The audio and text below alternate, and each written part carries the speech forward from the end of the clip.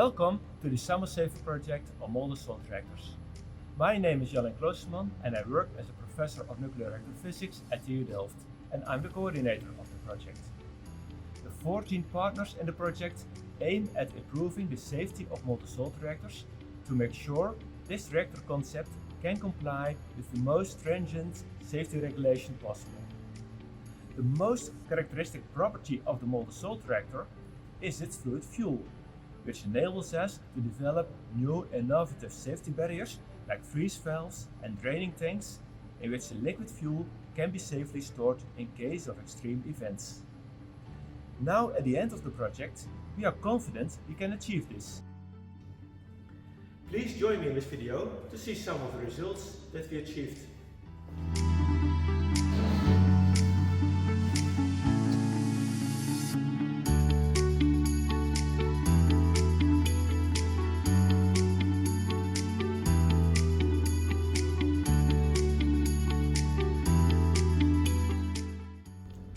The design of a molten salt reactor has been performed in the frame of the European SAMOSAFER Project. This reactor delivers 3000 thermal megawatts corresponding to 1300 electrical megawatts. The reactor can be extrapolated to other scales like small modular reactors. Here you can see an overall view of the reactor layout and then a focus in the core region, where the nuclear reactions take place in the molten salt. As you can see, the core region is located above an emergency draining tank, aiming at relocating the salt in a safe state without any nuclear fission power in case of loss of all the cooling systems. Above this core region, you have some dedicated cooling circuits operating passively, that is, in natural circulation without any pumping system. This preliminary design has enabled to provide a basis for normal incidental and accidental transient calculations during the project.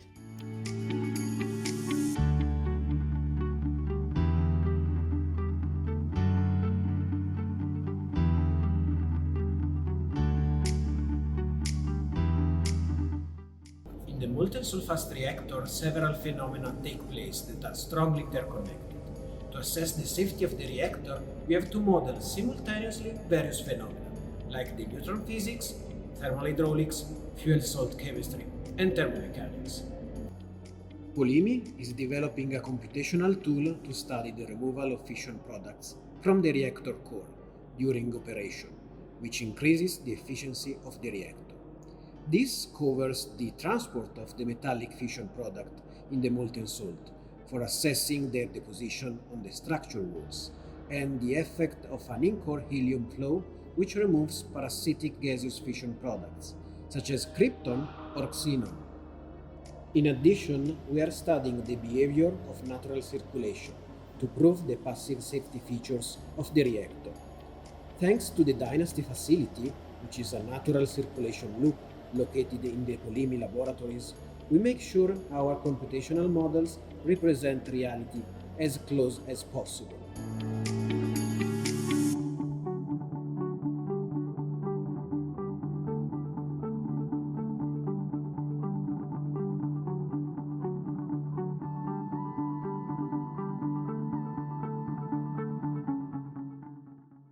At Delft University, we study the melting and freezing of salt, both experimentally and through numerical simulations.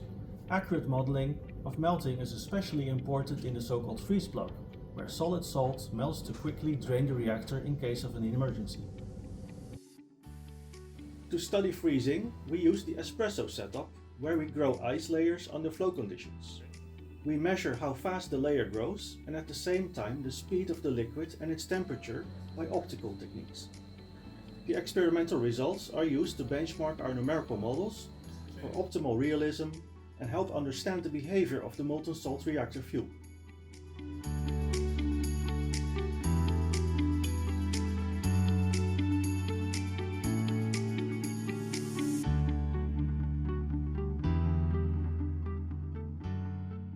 To understand and predict the behavior of molten salt reactor, we need to know thermophysical data of the fuel.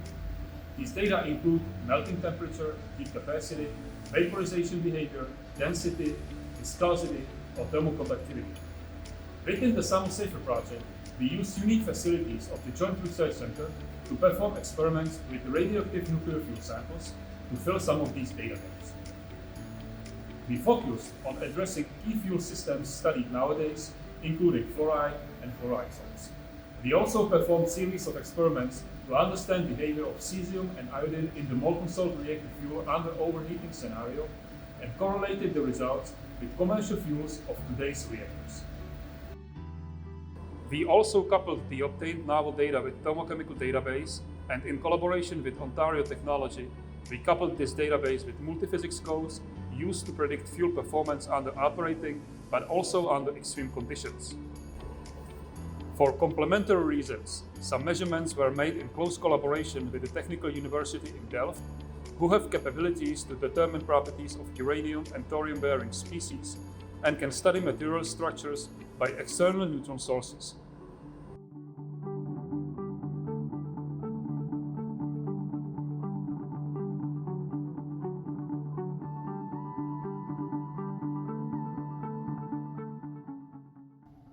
The liquid state of the fuel enables continuous addition of fissile material and removal of some fission products during the operation. It simplifies the reactivity control and improves the neutron balance. At the same time, the removed fission products are carriers of major radiotoxicity and decay heat. Their removal from the core decreases the radiotoxicity and decay heat in the core itself. However, it also creates additional locations with high potential risk. At PSI, in collaboration with other partners, we are simulating evolution of fission products in different locations of the fuel treatment unit. The resulting knowledge and detailed fission product distribution is crucial for its safety assessment.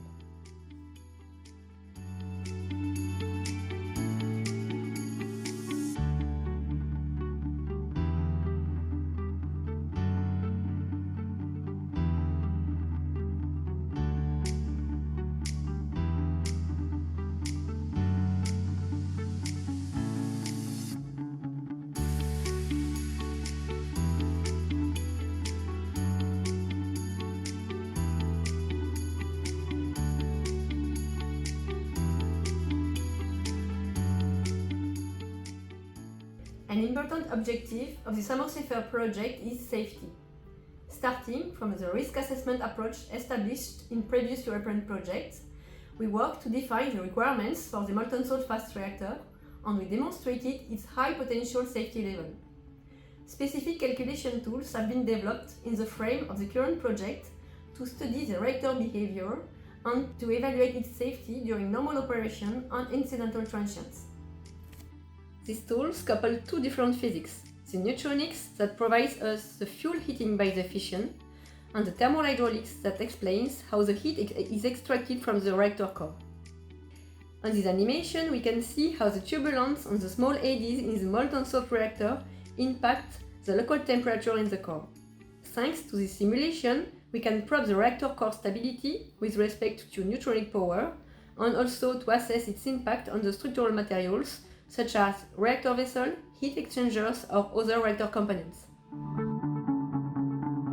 Molten salts have specific properties that make them an attractive option for fuels in advanced nuclear reactors. During the project, we have performed thermohydraulic experiments with molten salts. The goal of this experiment is to investigate some of the specific phenomena occurring in molten salts. To achieve this, we have built the so-called SWAT facility at CNRS laboratory in Grenoble, which circulates 60 liters of fluoride salt. The SWAT experiment allows us to develop new numerical models for molten salts and also to improve the understanding on effects such as solidification and melting, thermal radiation transfer, flow over surface, or natural convection. The knowledge gained in this experiment contributes to help designing molten salt reactors.